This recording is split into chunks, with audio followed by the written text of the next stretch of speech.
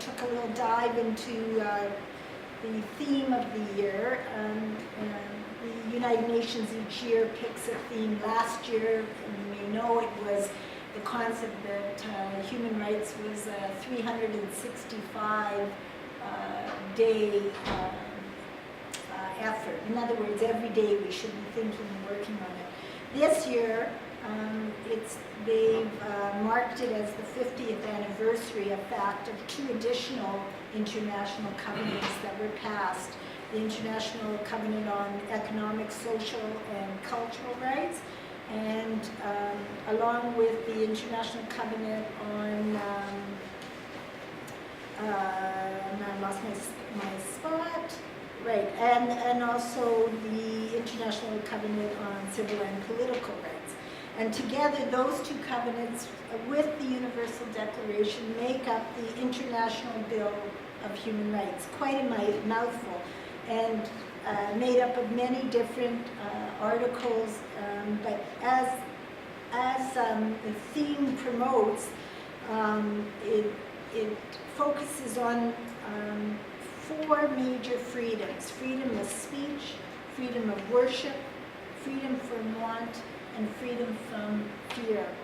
And if we take a moment just to think about what those 4 freedoms mean, and the promises, and today obviously the challenges that are underpinning what forms the real core of the International Bill of Human Rights, which of course Canada is a signature to, we can understand why the theme of the year is our rights, our freedoms, always. Well, if we take a look at the challenges that we're facing, every day I'm dealing with issues around freedom of speech. Just recently I participated on an international conference on hate on the internet.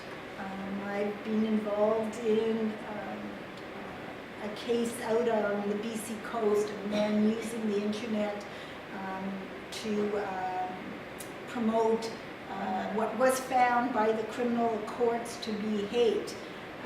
On the other hand, we hold dear the freedom of speech. Where is that balance? It's a struggle that we are working on every day. Freedom of worship. Well, not too far from here, a mosque was burnt. We see around the world the challenges that communities such as the Yazidis are facing next to a genocidal intent, if you will.